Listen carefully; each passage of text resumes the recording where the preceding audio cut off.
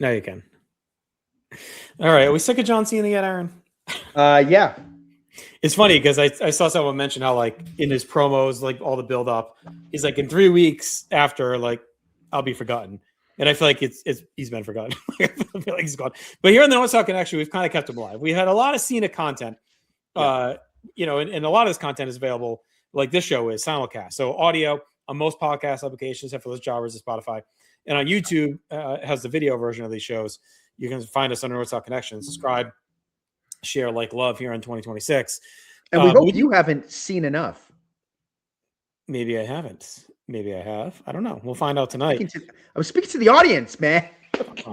So we did do a draft of John Cena's matches all time. So that's out there. Ryan, Richie, and Jay went through and ranked all of Cena's 2025 matches. We had the preview of the Gunther match. We had the post show on the Gunther match. So we've been covering Cena pretty in depth here.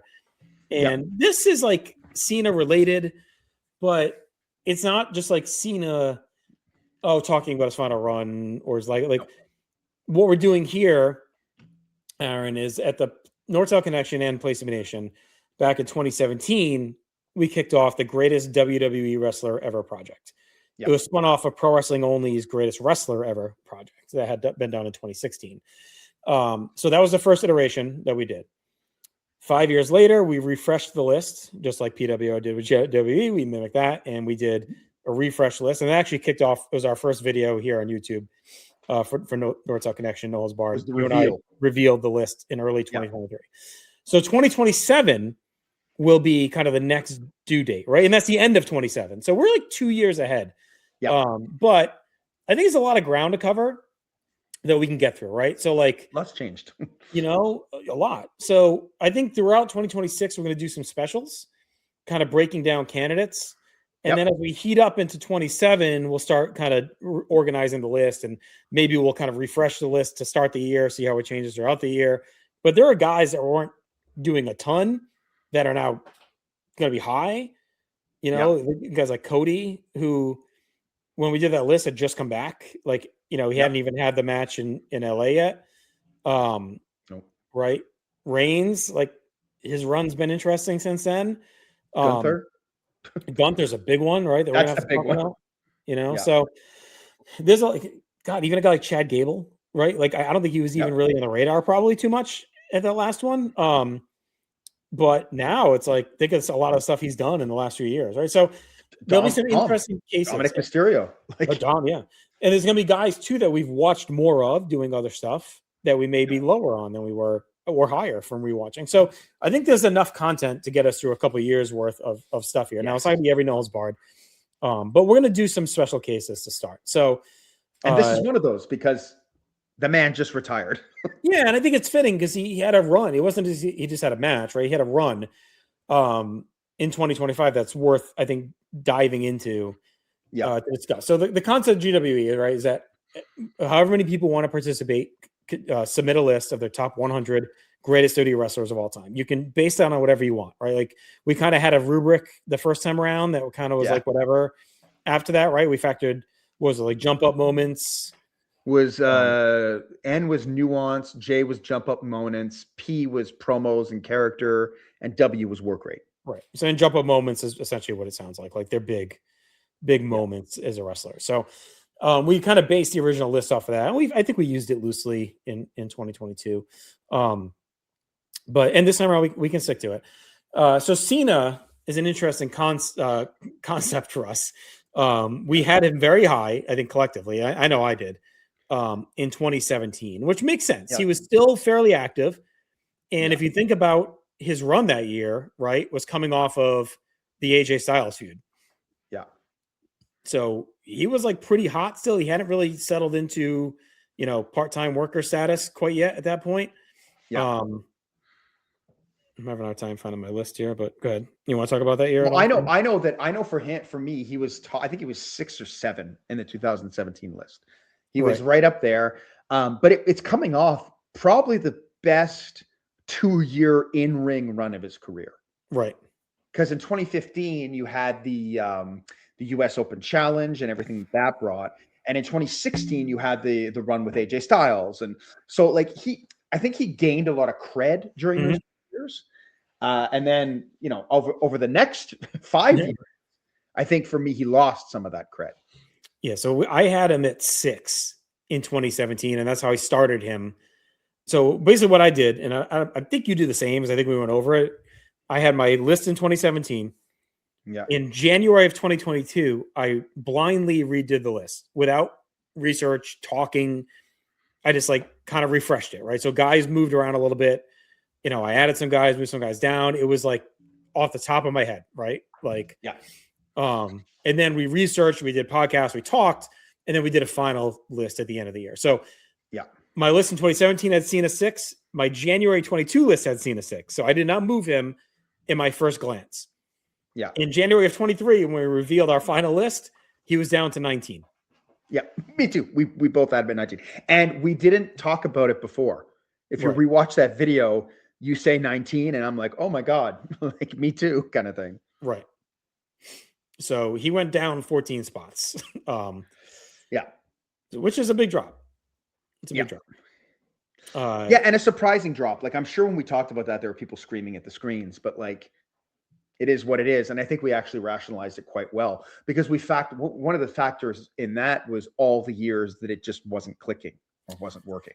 So let's talk about what he did, right? So in 17, he's got the end of 16, he's got the Miz feud, which is good, right? And then 17, so that counts. So then we get into 18, and that's kind of starts his in and out run, right? Because he has the match with Taker. That's not even a match at 34.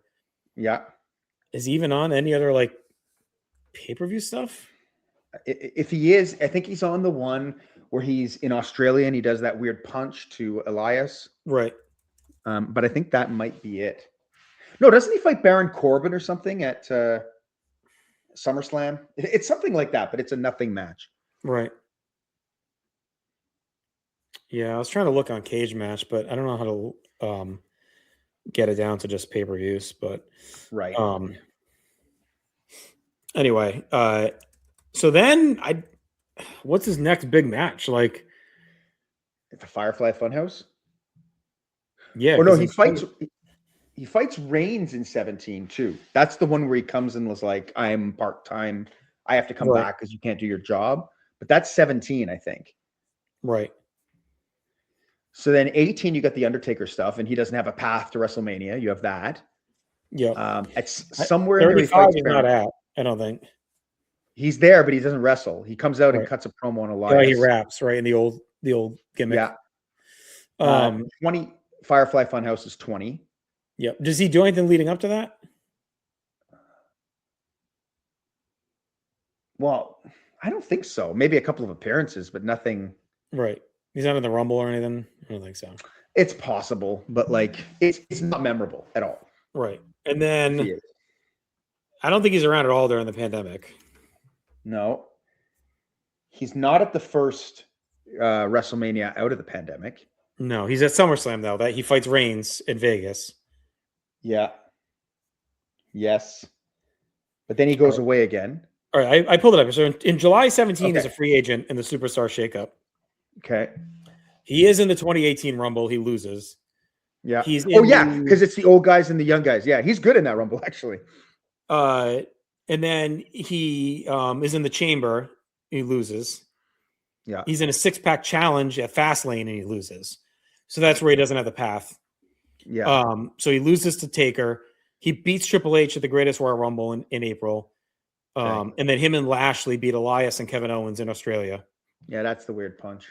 He was supposed to wrestle at Crown Jewel, but he refuses after the journalist gets killed. Okay. He's on TV on SmackDown on January 19. He's in a mixed tag. He does some stuff. Scheduled to be in the Rumble, but gets taken out due to an injury. Mania, he does not fight.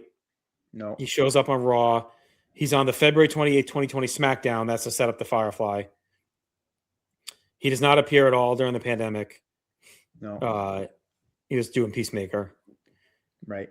He's back at Money in the Bank to confront Reigns. Fights Reigns at SummerSlam. 21, right? Then he's gone until June of 22 of Raw. I think he's just on. Doesn't fight. Doesn't look like. At WrestleMania 39, he loses to Austin Theory, which is like kind of his Right. rock bottom, I think. No pun intended. Yeah. He makes a surprise appearance at Money in the Bank. Gets confronted by Grayson Waller. He's the host and referee at Payback. Yeah. Let's see. He's on NXT, just some different stuff. He loses to Solo Sikoa at Crown Jewel. Yes, I remember that. After 9 Samoan spikes. WrestleMania, he's in the main event. He shows up in the main event. Yeah, but he's not in it. He shows up just to help. And then that's it until his surprise at Money in the Bank. He announces retirement. Yeah. And then, boom, the 25. We'll talk about his run 25. All right. So not everything you just everything you just mentioned to me I don't think it pushes him one way or the other. I think you just have to look at that as Foley after 05, Piper later on. It's like an old retired guy comes in here and there. And that's how it could have stayed. And at that point, I think it would have been whatever. But I think with 25, now it becomes, okay, now he's an active guy. So we got to kind of factor it in because he has a run, right? But I think before 25, it was all just fluff. Either way, it's like whatever.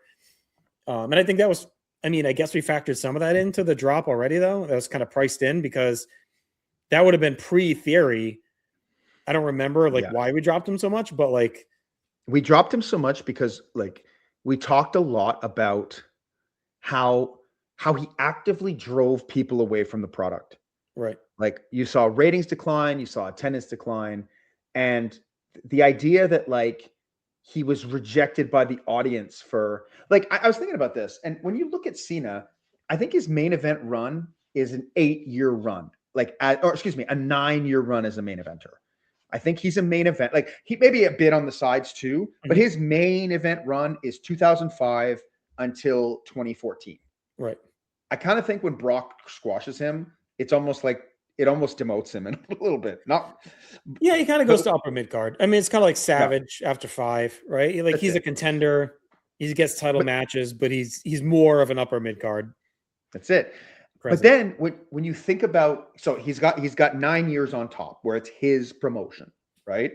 And 8 to 8.5 years of that, he's rejected by half of the fan base. Right. And I think that is a ding that he's gonna I don't want to say it's not fair, but it is he could have adapted in certain ways to kind of bring people back in. I don't think it's all booking. A lot of it's booking, but a lot of it's him too, not being able to ever acknowledge. And that run is rough. That 09, 10 pre-Punk is rough. Where he's dealing with, the JBL's poopy and the PG era stuff. And again, it's not all on him because he was hamstrung, I think, by some of that. But, and then, his stuff with Nexus, I think, that's a black mark, honestly. I think that sucks. The Miz Mania match, I know he had the concussion, but that sucks. Then he's got all the shit with Johnny Ace. And there's just a lot of that sludge in there. And we also talked about how he negatively impacted the careers of Bray Wyatt, of Rusev. We even talked Owens, although he did put over Owens, but how he had to come back and beat him twice after. They did that 3-match series a lot in that run where he would lose the first and then win the next 2. Yeah, and then the guy everybody who went into that feud with Cena left less healthy than they went in. And to me, that's like a Triple H mark in a lot of ways. And I think the AJ feud popped him back up, yes. Because that was really good. And then the Miz stuff was good, but a lot of that was Miz. Miz carried the load in that feud with all the mocking of the Total Divas and all that stuff, right? Total Bellas and everything. And that was a lot of, that felt like Miz was the breakout because he had come off the Daniel Bryan promo and then into that. That felt like it was more him.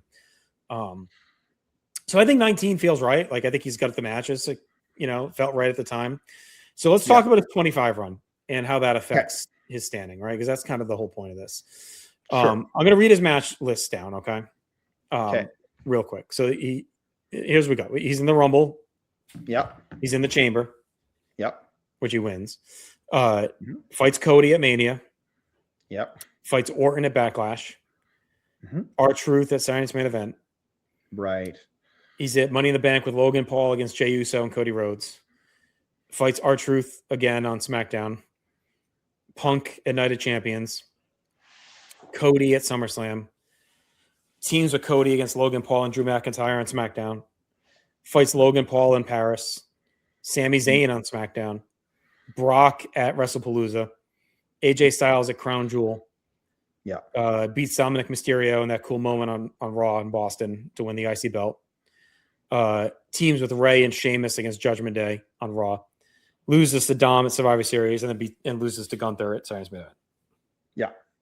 Now we can say off the bat, because we've talked a little bit about this, I'm much higher on a lot of these matches than you are. Yeah. I'm also not low on most of them. Just a heads up. Like I'm not giving 2 stars to a lot of these. All right, so let's go through the NJPW, right? So N was nuance. And what does that mean? Nuance is like, are you good as a heel? Are you good as a face? Can you do different characters? I think your body language speaks into it a lot too. Like, so I think we saw that in this year. I think he was strong on nuance. Like he kind of does the hokey face early, but I think that was on purpose to trigger the heel turn where he's like over the top. But do you think they planned the heel turn before he came back? I think they knew at the Rumble he was going to turn heel. Chambers way too fast after. Yeah. Yeah, definitely. Yeah.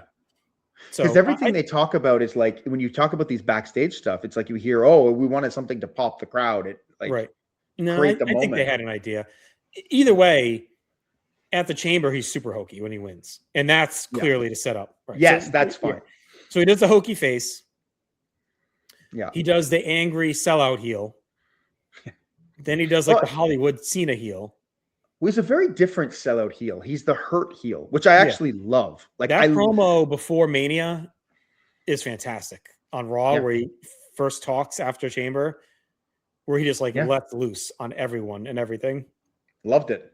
Yeah, absolutely loved it. And I think I've told you this. It made me sad. That's what it made me. It made me sad because like I'm glad we got it, but like. Holy hell, did he need that earlier at some point in his career?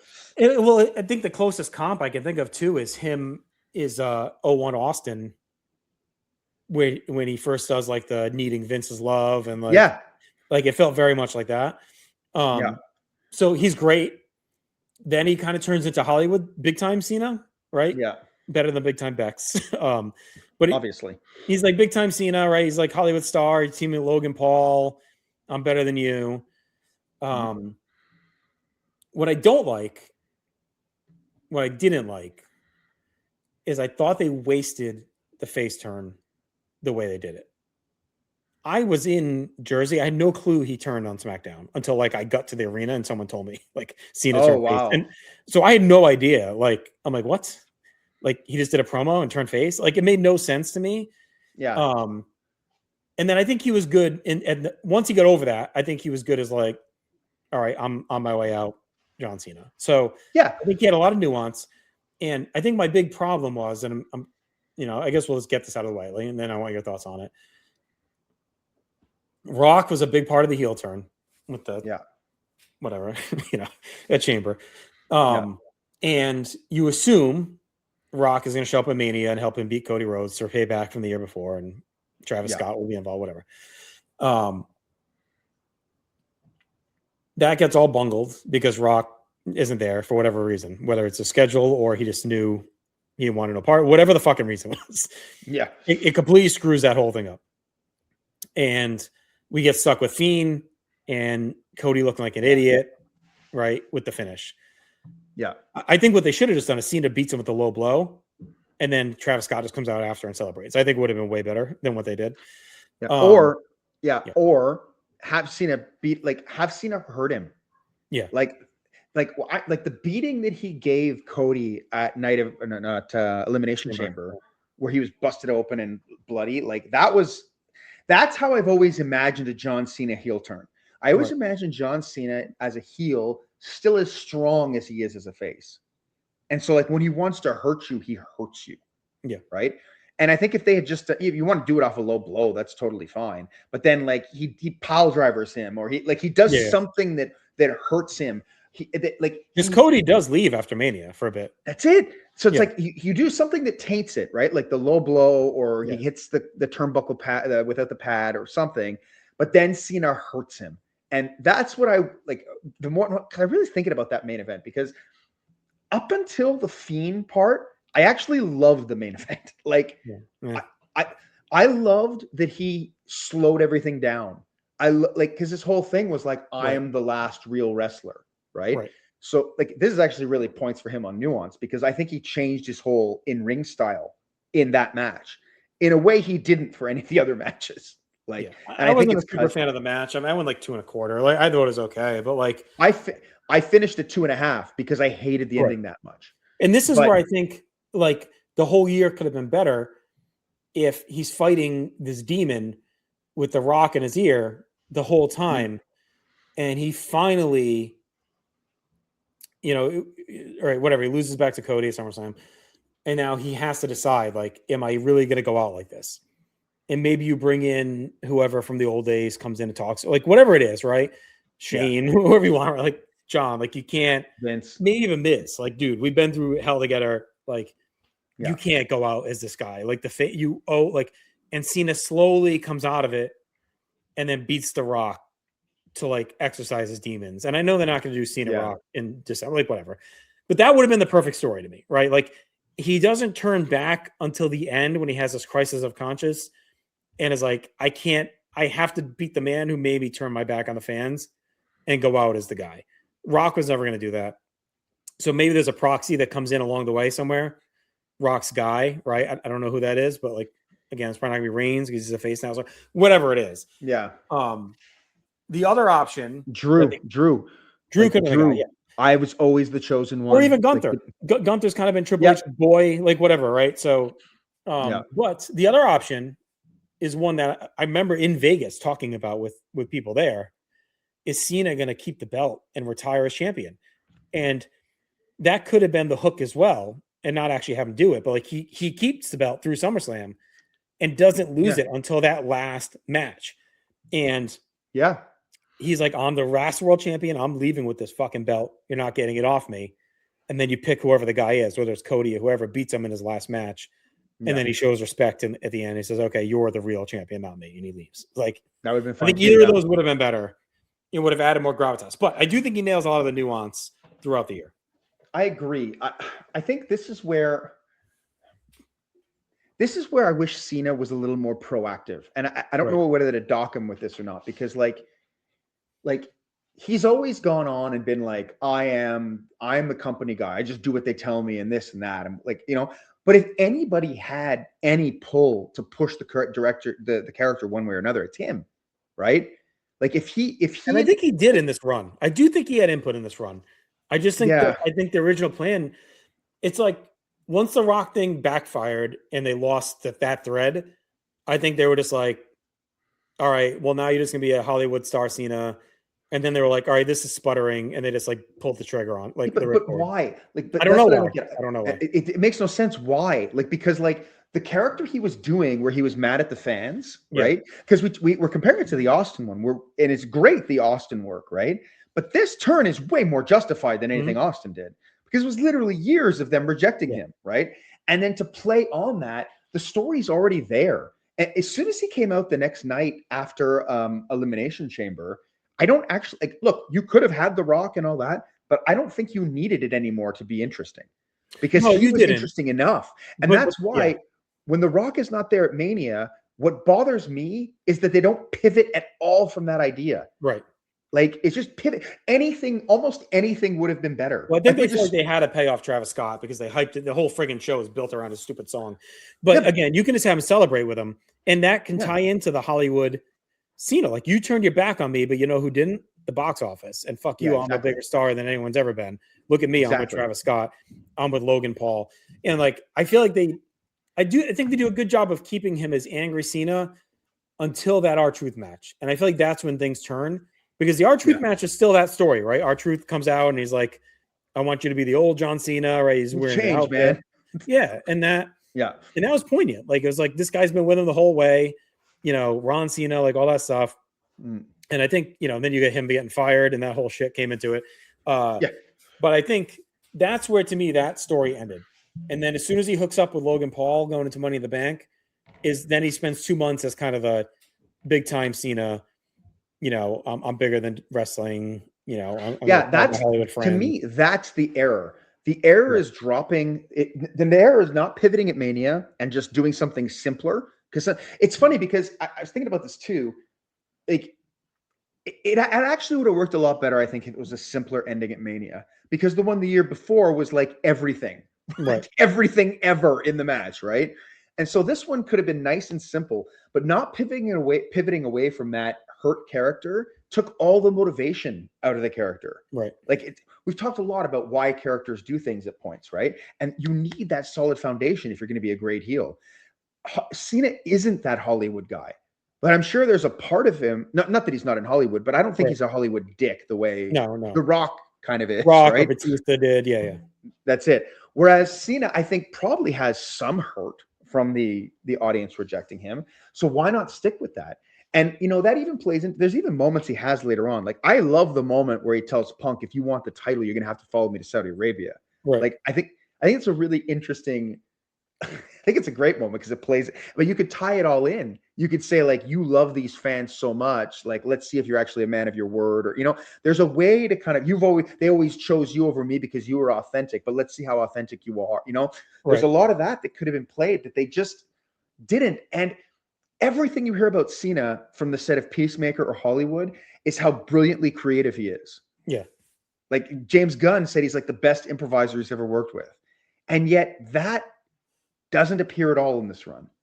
And I wish it did. And I don't know if it's him being like, I'm a soldier. This is what I need to do. Yeah. Maybe I think a little bit, is that. Maybe and I think once you get to SummerSlam, then it just becomes, all right, how many dream matches or dream opponents can I cram in it, right? All right, I want one more Sami Zayn, I want one more AJ Styles, I want one more, whatever. One more Brock, you had to do Brock. So then it just becomes like running the gamut quick of like, and I also think they got hamstrung with the dates. Knowing how many matches he had left. It's cool on one hand because all right, you're going to hit one of these 7 or you're not going to see them. But it also became like, a lot of the hand wringing came in with it because it's like, oh shit, he's only got 4 left and wasting 1 on this. Like it became very much like that. It was like Brock in 2012, right? It was like, oh, he's only got 5 matches. They're wasting it on Hunter right before 3 of them are Triple H. Yeah. It was like, so it felt like toward the end, it's kind of like, oh man, he's got 6 left. You start pegging who he's fighting. It's like, then you start to get frustrated. Now you're focused on that instead of like enjoying the fucking show, And then you hear stories where he was like, no, I offered them 200 days. Right. And it's like, okay, but why? Like, why didn't you take them? Yeah. Like, we all saw Game of Thrones. I don't know if you watched Game of Thrones, but like Game of Thrones ended in such a fast, quick pace. And it's like HBO offered them more seasons. So like, no, it's good. But everyone hates it as a consequence. Like, in the end, what did he have? 37 days or something? Yeah. It wasn't a ton. When he offered like 200, like not that they had 200. Do you think it would ship the whole thing if he came back and fought at Mania, like if they had one more big match with Rock or something? I think it has to be against someone. I think it is, no matter what, it will jip it a little bit. I think he actually had a pretty decent retirement all in, like when the match was said. But it can't be against anybody on the roster. Like, for me, it's got to be against The Rock or like. And I think I said this in one of the shows with Ryan, but like I think the way they should, or maybe it was a soft air to someone else, but I think what they should have done, instead of saying it's his last match ever, his retirement, it should have been, this is the end of me as an active WWE wrestler. So you're basically saying retirement, but that leaves the wiggle room if he wants to come and do like a one-off match. Like, look, I only said I was done full-time. I never said I was never going to have another match. The way they presented it is like, he is never wrestling again. He's never coming back. Yeah. Right. Which to me, I think cheapens it a bit when he does. But I think if they would have presented it a little differently as, I'm done with this kind of run. I'm going to give you one more year of like full-time Cena. I'm here. Yeah. And this is it. I may come back like Frosty the Snowman every here and there, right? Like, never say never. I may pop in one day. But for now, I'm done. I think that would have been a better approach. All right. So I think he's had a strong nuance. I think we agree. Yeah. Jump up moments, I think, is what's actually lacking. So, like the Rumble's fun. But he's overshadowed by who wins it. Right. Big time. The Chamber is great. That all-time moment. Yep. The win and the heel turn. Like, I think those are two. If we look at like moments again someday, like I think those two are like all-time moments. Like that heel turn was crushed social media. The hype going into that first. So, and then he's got the promo we talked about. Yep. Right. So then he's got the title win at Mania. That's where it hurts. It starts to hurt there. What after that until the Gunther match and the Dom? I think Dom in Boston is another all-time moment. Like that crowd is fucking off the chain when he wins that. And he had never won the IC belt. It was his first time. So like that's like a really cool moment. I think you got to throw the AJ match in there because of what they did in the match.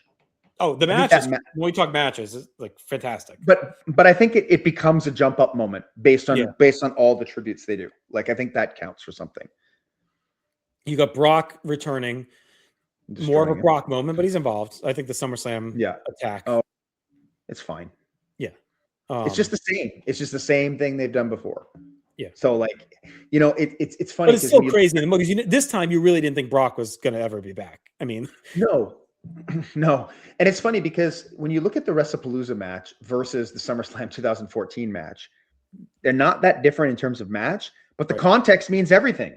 Yeah. Like it's interesting that it's like you could have almost the exact same match at the wrong time and it be like, what this is terrible. Right. Versus this is the best thing I've ever seen. Right. Yeah. Yeah. I do think the return's high though. Only again, it was more Brock than Cena, but it's just the fact that you never thought Brock was coming back after everything that happened. So, and then you get the Gunther, the retirement's awesome. So, I also think the R-Truth stuff is a good jump up moment, like that showdown where he calls him out. So I think he's got a handful in a year, which is pretty good. But you'd expect more, I guess. Like given it's Cena's retirement year, you probably expect more. So I'm going to call that a wash, probably. Of the moments, how many are like all time? I would say the Elimination Chamber, the Raw promo, and probably the Boston win. Yeah, maybe the AJ match. I'd throw that in, but that's me. But all time, like it's really cool how they tribute all the wrestlers through like his career. It's that more than like the actual match. Yeah. Okay. And with the hot crowd, the crowd was insane for it too. Right. All right. P is promo work. I think we've covered that pretty much throughout this. Strong. Like, very strong. All right. So now work rate. Right. And again, this is where we differ a little bit. So here's my grades. All right. And then you can give yours if you want. So the Rumble. Okay. You want to go 1 for 1? We can go 1 for 1. So the Rumble, are we counting for him? Like I went 4.5 in that Rumble match. I went 3.5 on the Rumble match. He's good in it. I don't think that Rumble match to me is completely unmemorable for me, except the surprise winner. Right. All right. So I don't think he gets credit either way for that. So no, we'll throw that. The Chamber, I went 4, and he is a big part of that match. I also went 4, and I thought he was very strong in it. Okay. All right. Mania, we've covered pretty in depth. I went 2.25. Yeah. I went 2.5. All right. Then we have Randy Orton, which I liked a lot at Backlash. I went 3.5, probably borderline 3.75. It felt like a really fun tribute. And I know it's like not our era, but it felt like if you're a fan of that ruthless, aggressive, early PG era, like which are a lot of fans that are just younger than us, and that's their era, right? With that 05, 06 to 09, 010. Like, I think it's a great callback to that style. And they really dialed, and that's a match that could have been ugly. Like, because Cena hadn't really revved back up yet. Like, he gets better as the year goes. And Orton at this point is like, he's massive. Like, you don't know what you're going to get out of him. And I think they really go out there and have like a really fun, and the atmosphere is awesome too. On the match because they're in St. Louis, Orton's hometown. Like, so they're pretty crazy. So I liked that match quite a bit.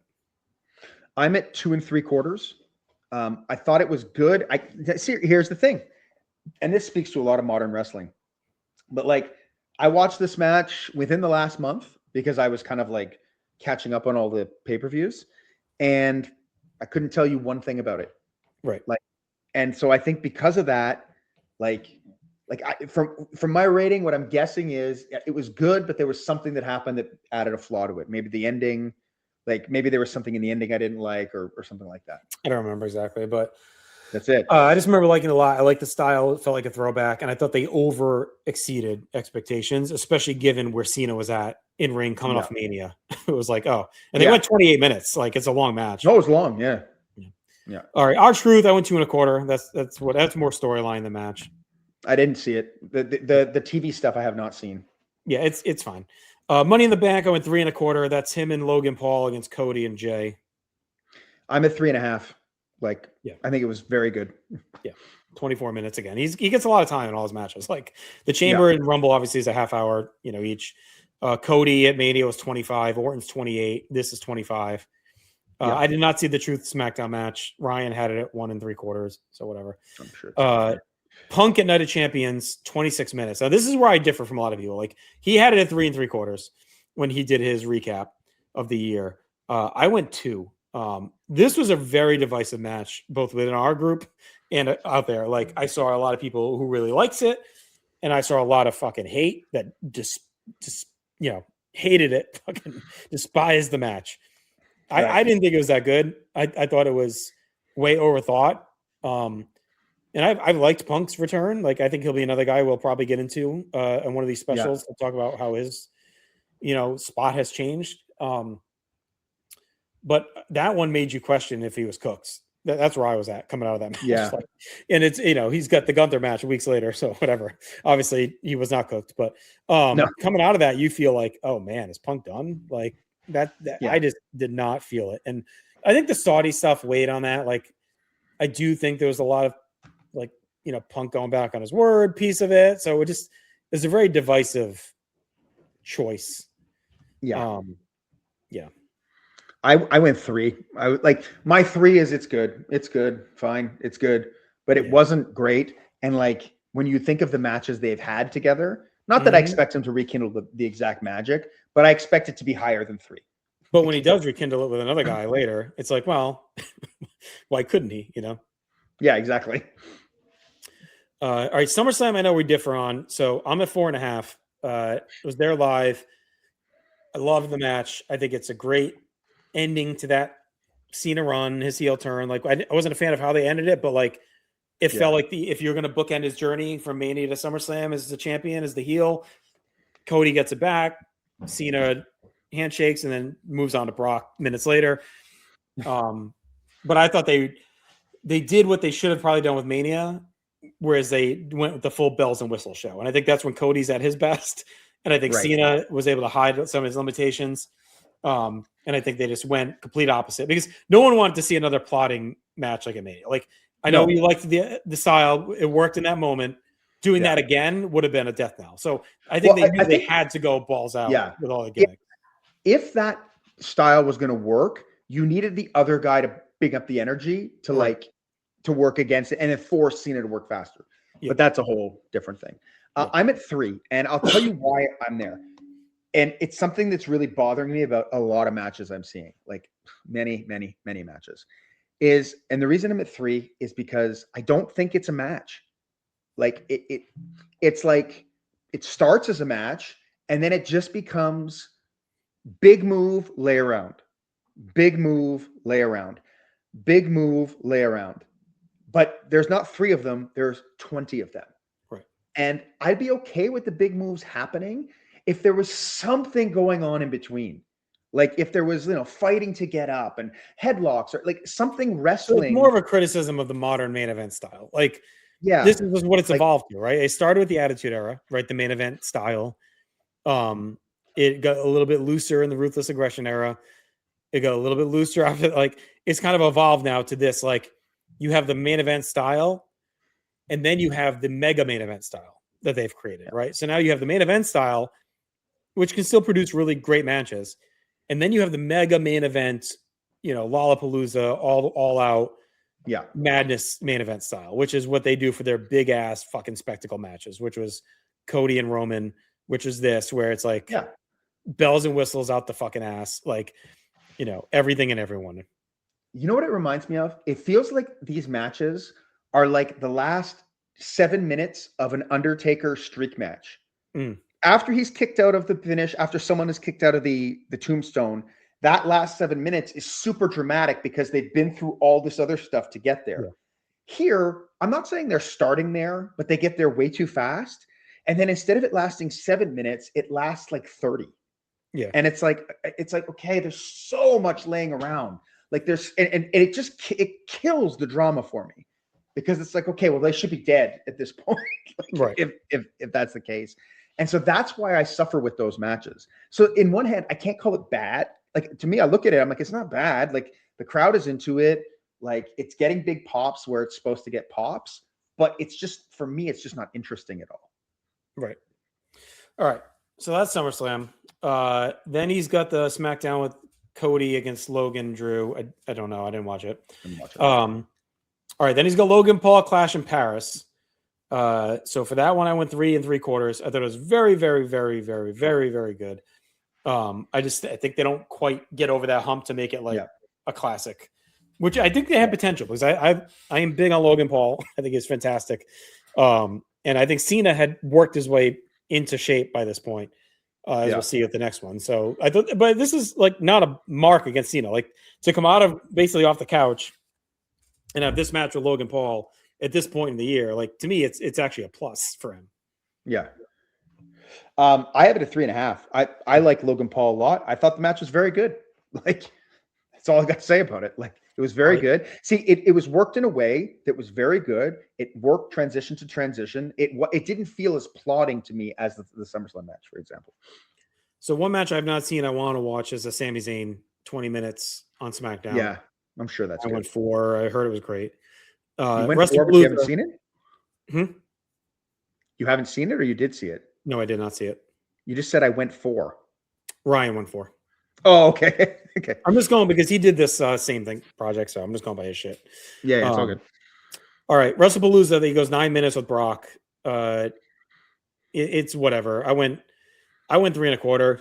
And it was almost more out of like respect, my lady. Like, it was kind of like it's Brock and Cena, they're doing their fucking thing. Like, whatever. Like, I could watch it again. It was fine, but it was also disappointing. Like, I get it, in the moment. And what it was, like you said, it just felt like they rinsed repeated from SummerSlam 14 without that catharsis and those stakes. Yeah, we don't want to see John Cena get hurt on this run. No, now it's like, no, I'm cringing. Yeah. Yeah. I went 3. Again, it's I think Brock is so good as a wrestler that, like, I struggle to rate anything he does under 3. Mm-hmm. But like, Cena was fine in it too. It's just wrong match, wrong time. All right. Crown Jewel, he goes 27 minutes with AJ Styles. I went 4.5, which has it tied for me for, second best match, I guess, with the SummerSlam match. I thought this is, no pun intended, phenomenal. I love it because it's not just like a Cena dial back the clock. It's an AJ dial back the clock, because this is a guy that doesn't have these matches anymore. Everyone loves AJ Styles. He's an amazing worker, one of the best of all time. He hasn't had a match like this in a while either. So it's like, it wasn't just Cena dialing up the whole fastball in the big spot. It was AJ too. And you could tell it meant a lot for them that they really pieced together a masterpiece to be like, all right, let's go one more time and like just do it. And like you said, they blend in all the moves from the guys from the past, the little nods, little shout outs, right? The hints. And not just Cena, like AJ's doing it too, right? Mm-hmm. Like, AJ's going through his cadre.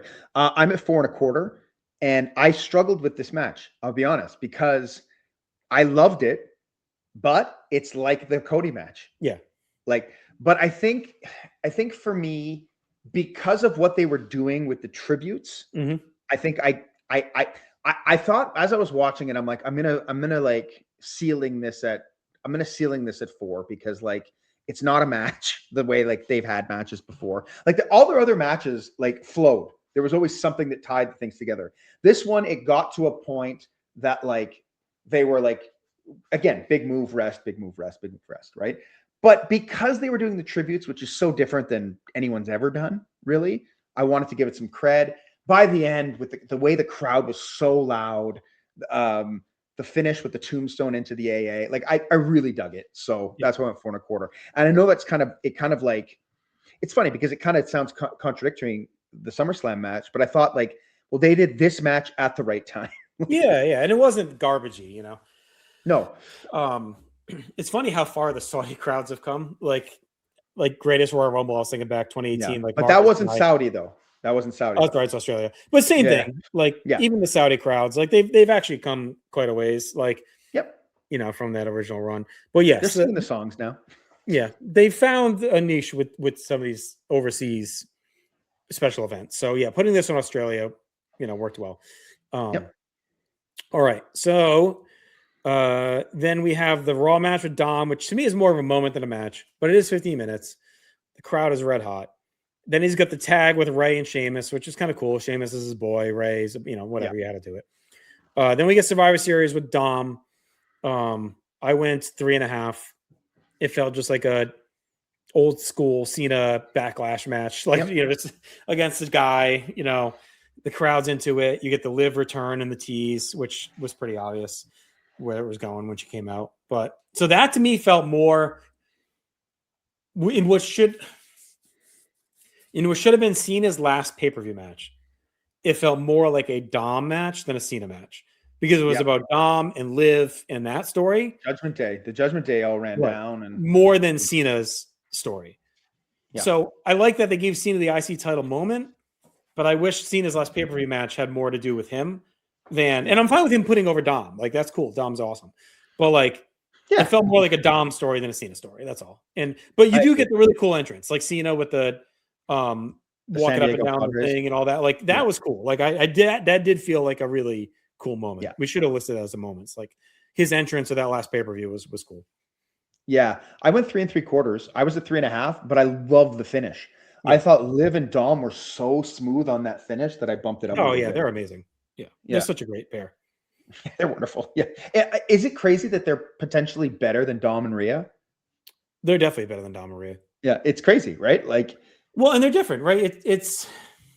They're equals. It's like Sean and Sherry and Sean not sure. I don't know. It's like Dom was like Rhea was the Dom with Dom, like, right? He was kind of with mommy, the young boy, Mrs. Robinson kind of vibe.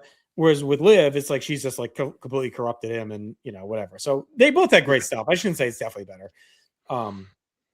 They feel like two kids, whereas Rhea felt like the older woman with Dom, And there's a weird sexual thing with Rhea that's different. Yeah. I know in theory, they're both having sex, right? But like, there's something weird about the first one. Well, that just felt more like, like she like ruined this kid, like, with like, was shoots a college girl home and ruined the high school kid, right? Like, that's what it felt like. Yeah. Whereas him and Liv feel like they're like the same age, like they're just like, they're like Mickey. They're like Mickey and Mallory Knox from Natural Born Killers. Have you ever seen Natural Born Killers?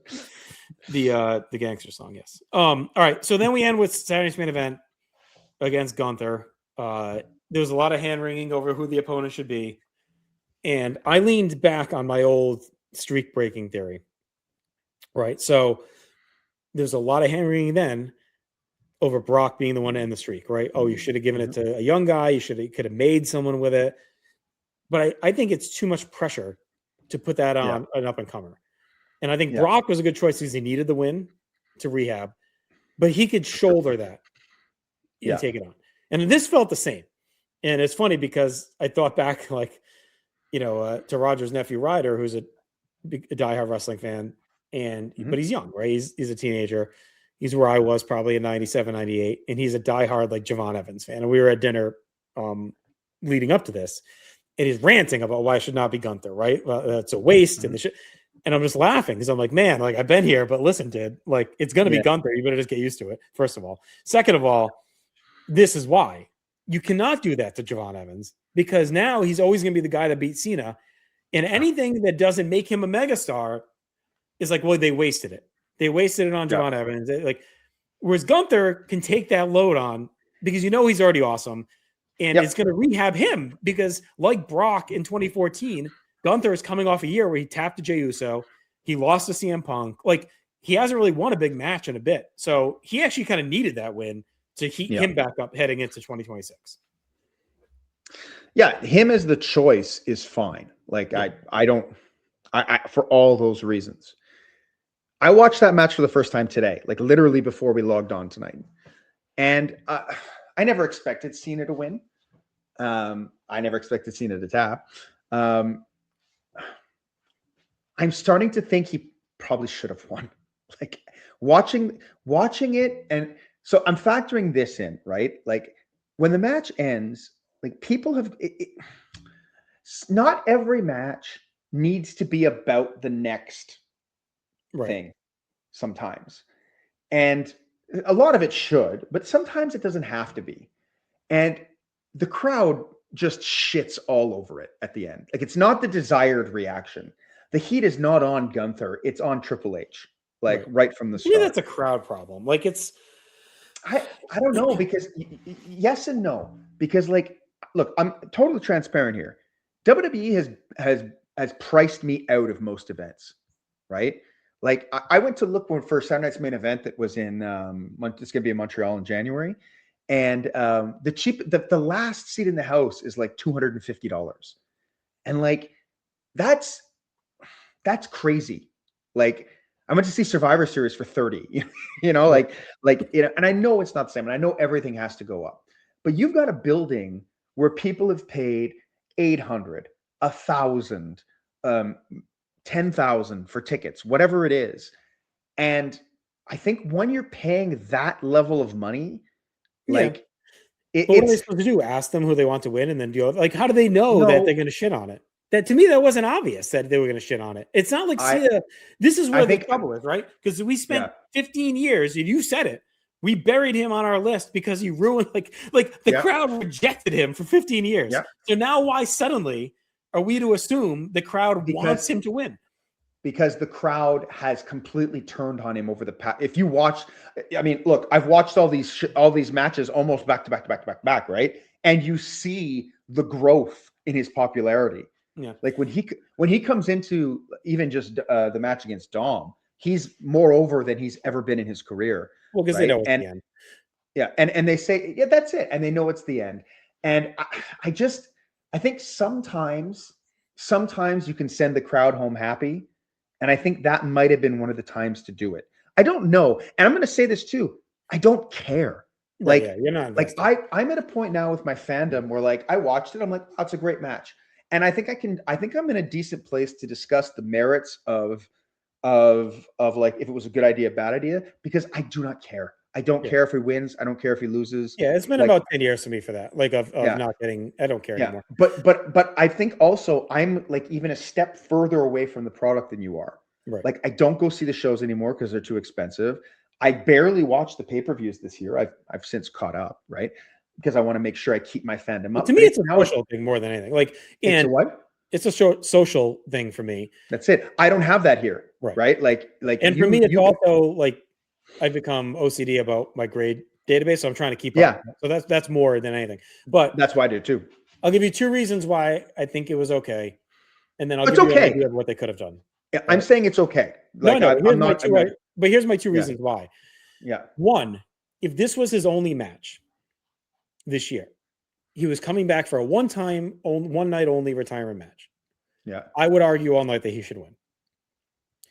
But we had 12 months of him getting a whole bunch of fucking wins. Like, it's not like he didn't win in his last year. Like, he was world champion for 6 months. He won at WrestleMania in the main event. Like, he just had a massive win on Raw over Dom. Like, he had wins. So it's not like this was it.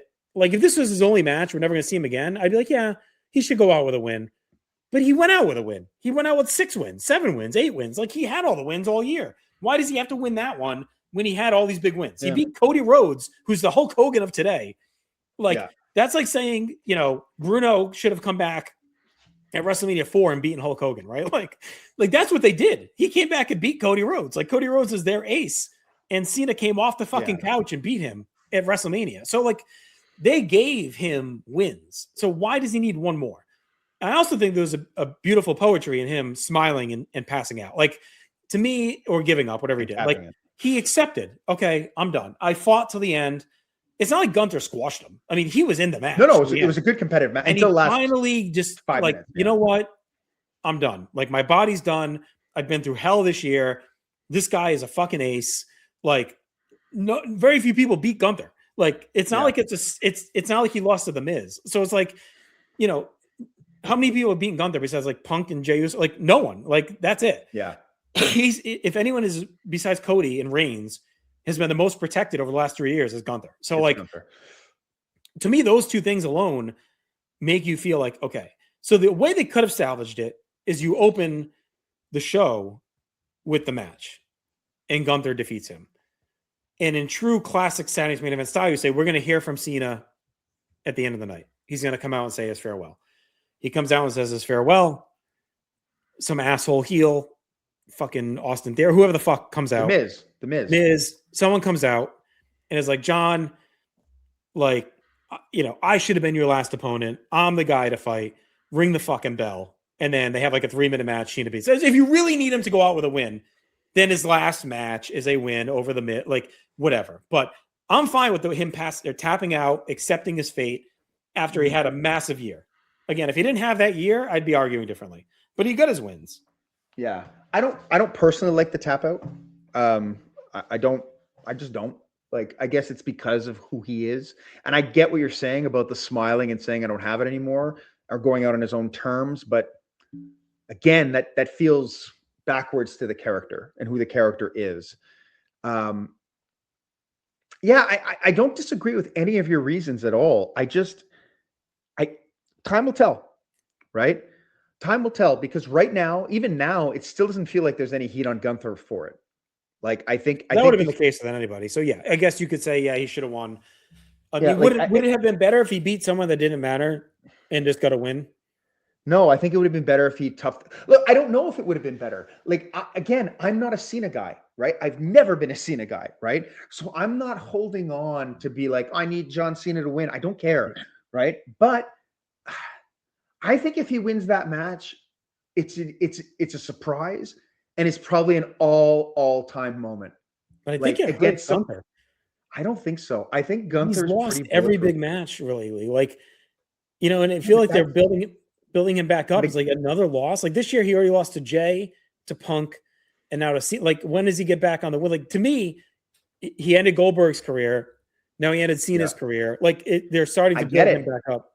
I totally get it. I can't argue it because logically it makes sense. Yeah, I just think if Cena's going to win, just have him fight. Just do AJ here. Like, do something else, or Logan. Yes. Do Logan Paul here. Like, do Dom here. Do Drew. Cena Drew would have been fine. Like, yeah. I just think Gunther's the one guy that if he's in it, he's going to win. I get it. I don't like when something gets taken away or something becomes necessary to do because of your bad booking.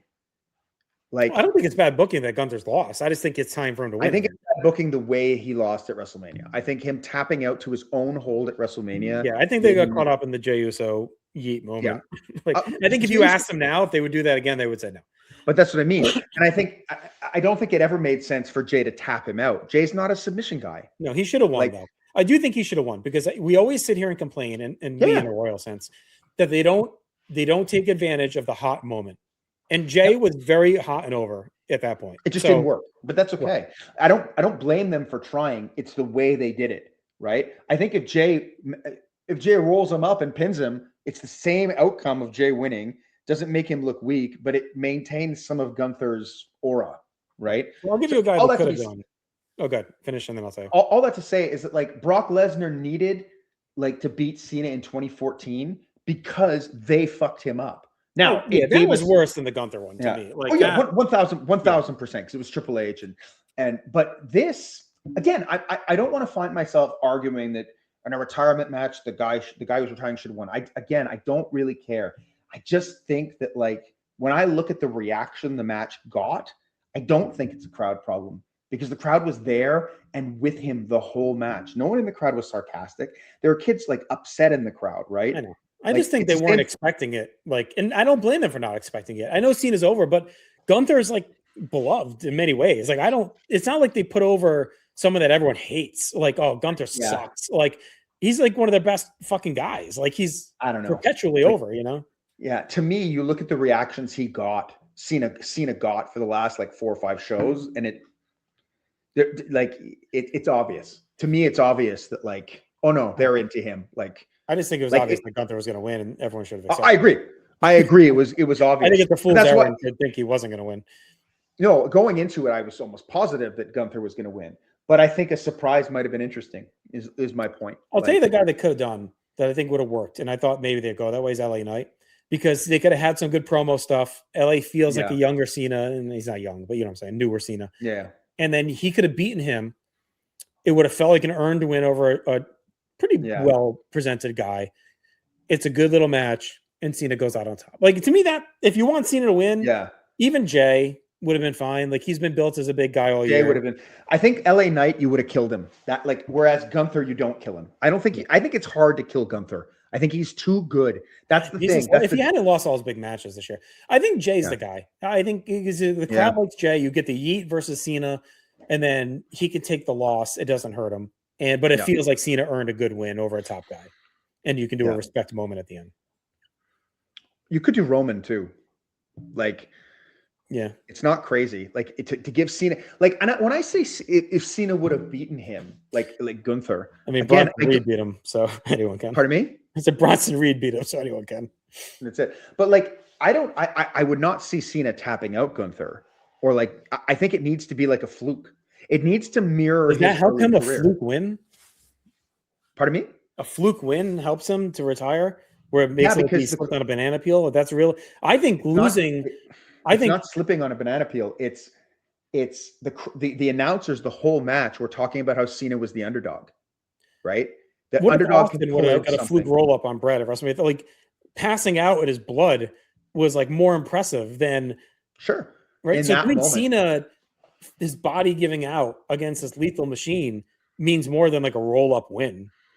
Yeah, I don't think Cena's a good enough physical actor to show his body giving out. That's not the impression I got watching it. Like if you analyze it after and you see this and you see that, but like watching it in the moment, it felt they like were going for it. Clearly, he was like, I'm out of. Maybe his body's not giving up, but it's more like I'm out of tricks. Like, I'm trapped.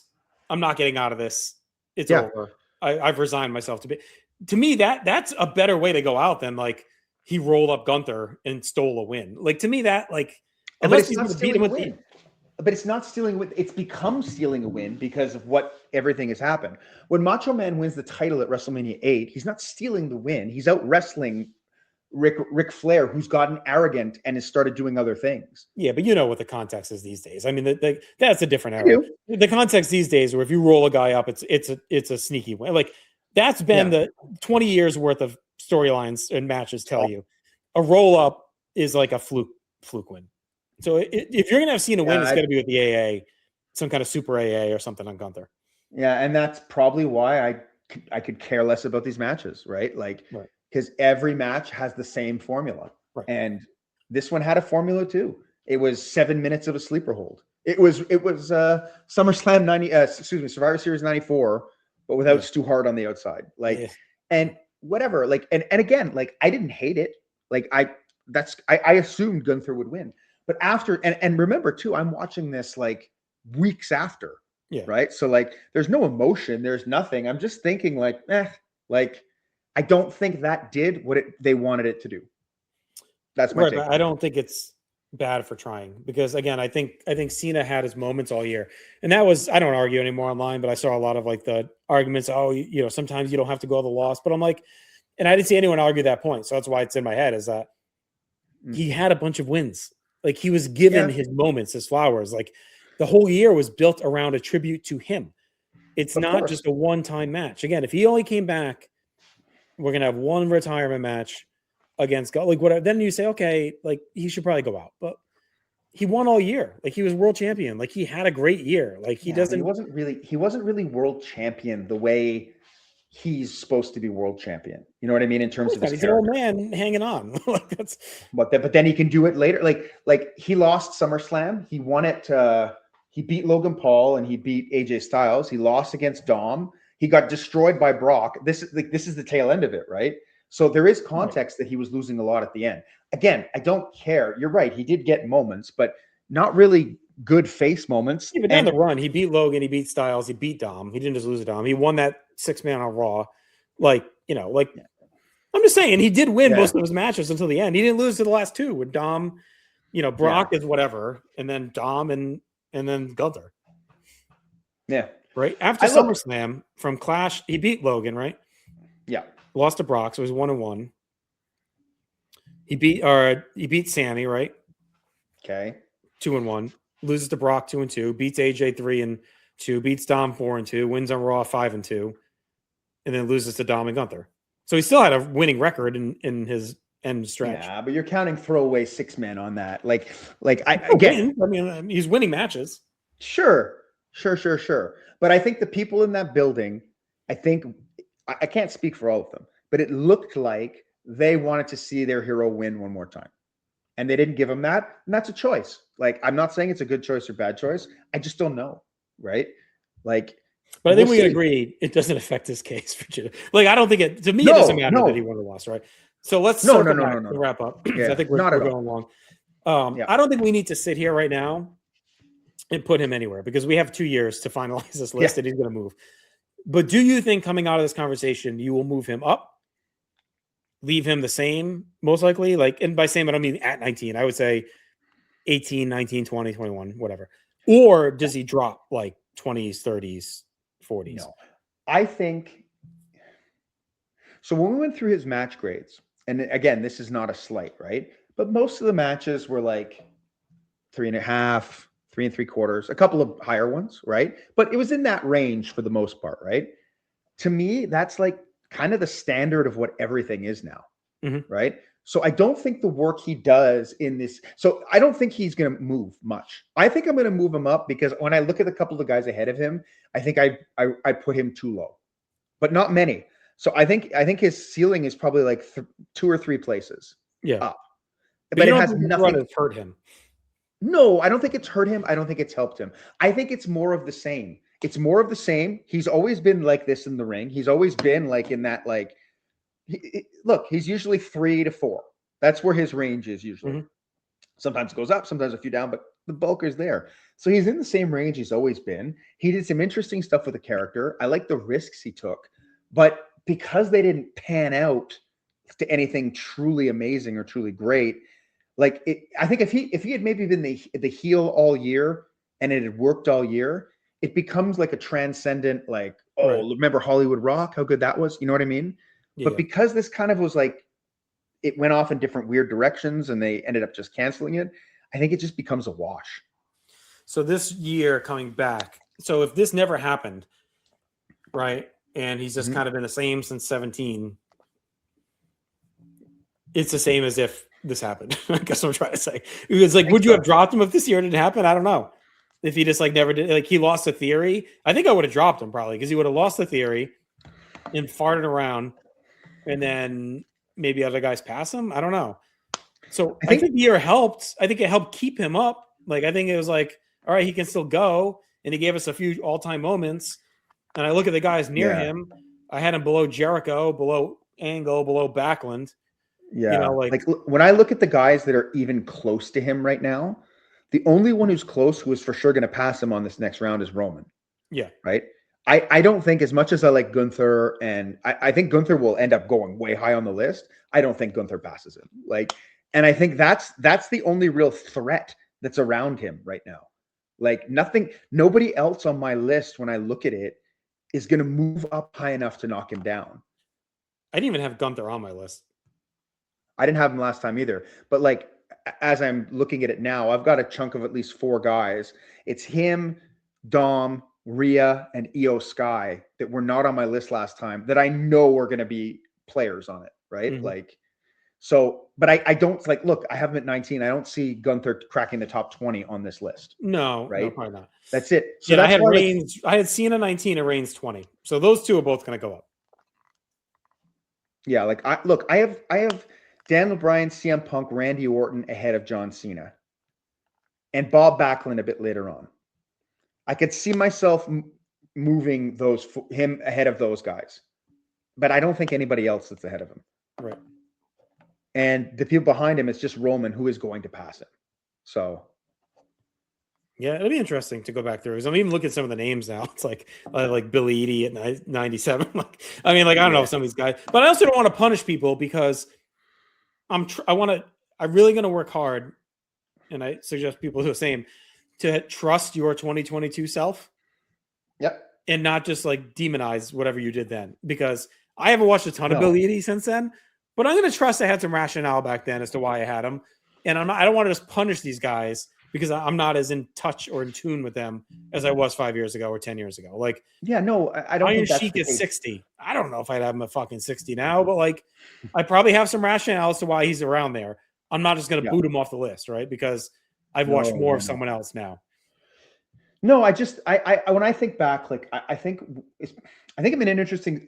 All of these lists that we're doing, I've always been in a very different place fandom wise. Like with the 2017, I was very much about where's the classic match, where's this, where's that. 2022, I was a bit more holistic with everything. Now I'm like a step removed from the product, and I think at that point, like. At this point, it's like, okay, if I had to watch wrestling now, what would I want to go back and watch and why? And how much do I look at this guy's career and how it's affected me and what I think about it now, right? With a step out, right?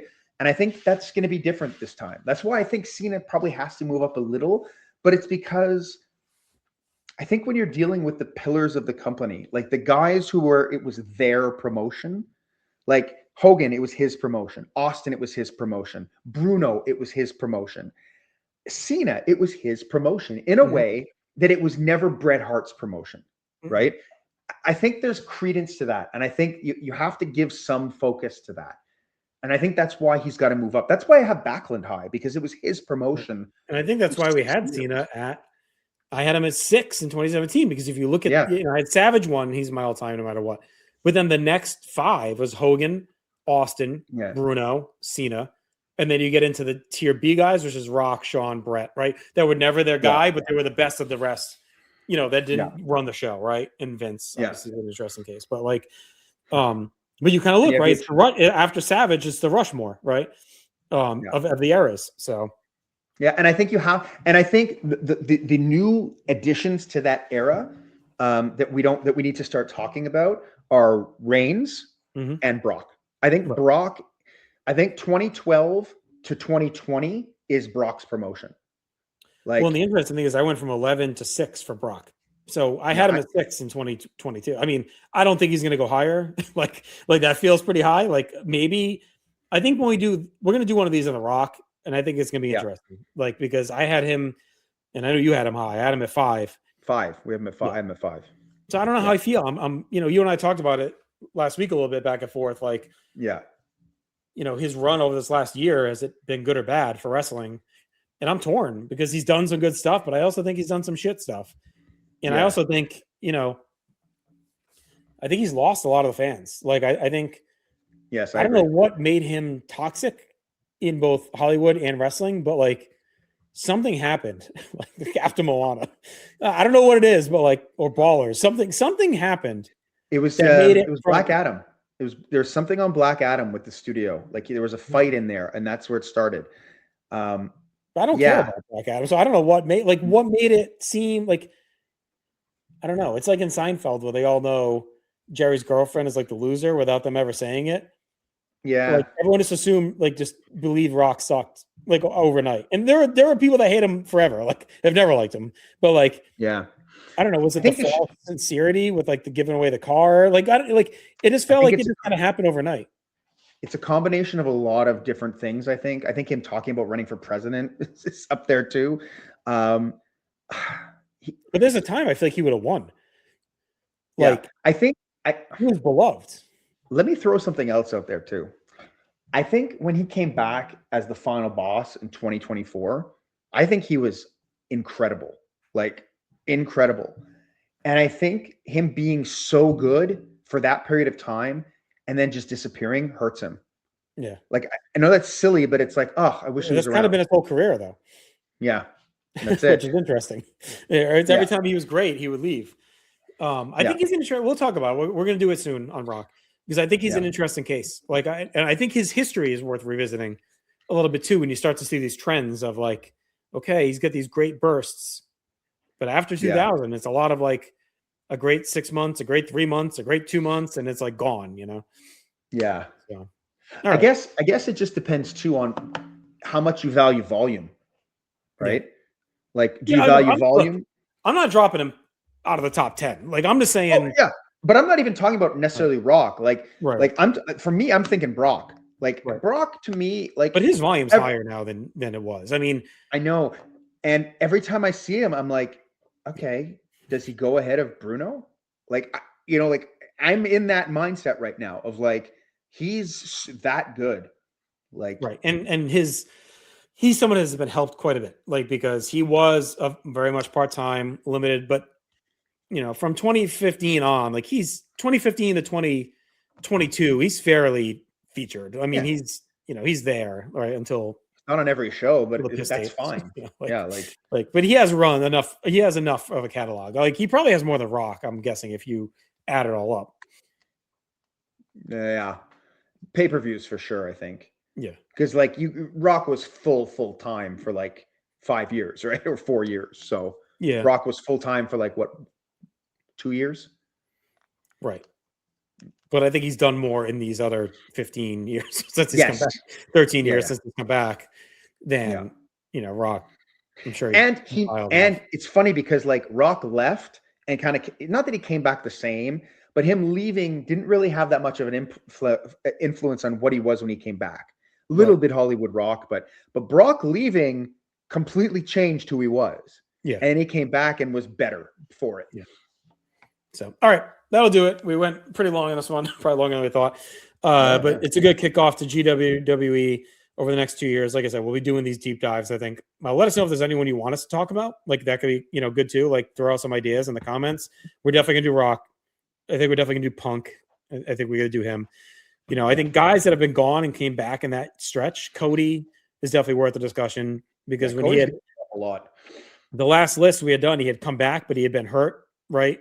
He got hurt right away and then was gone. So he only had a couple matches when we did the list last time, because he was out. I had him at 76 last time. And he was out for most of 2022. So like he had only had WrestleMania. I think we projected a lot about him. Like, we had done WrestleMania, he had done Backlash or whatever, and then he was hurt and gone. He did the Cell. So I think Cody, I think Punk, I think Reigns, and probably Brock, and then Rock. Like, those are 5 that we probably got to dive into.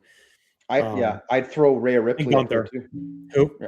Rhea Ripley. Yeah, Rhea, Gunther. Like that's a huge one. Like, and then we're also going to do an episode on the cut list. So to me, that's going to our bottom 15 or so, and being like, are these all churning out? Anyone moving up? I got some people at the bottom, like Hercules. I don't know, like guys that are probably not going to stick around. Guy like Dolph Ziggler, does he drop at all? I don't know. Like, and then I look at some of these dudes, like Adam Cole. Like, I cannot even fathom him making it. That's it. Even Ciampa, like, he's had good stuff since, but I don't know. Yeah. So, Rousey, I don't know. She was pretty low and hasn't a shit since. So it's like, there'll be some interesting talking. Big E. Yeah. Oh, he's a big one. Yeah. Because when we last did this, he was still pretty high. I had him at 88, and it felt like he was on the rise. Oh no, he wasn't the champion yet, but he had been champion that year. Yeah. 01, 02. Like, that was his hot streak, So yeah. All right, that'll do it for us. We'll be back in 2 weeks, and then No Holds Barred. I don't know what the topic's gonna be yet. We're kind of all over the place. We got some different project ideas. Hope you enjoyed our 95 rebook series. We got one more to go on that. We'll be talking WrestleMania to wrap things up, WrestleMania 12. So again, if you got ideas for concepts for us or wrestlers to talk about for GWE, or just questions about the project, reach out in the comments and let us know.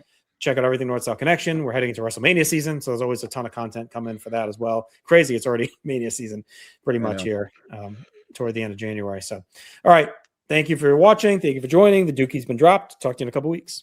See you, jackass.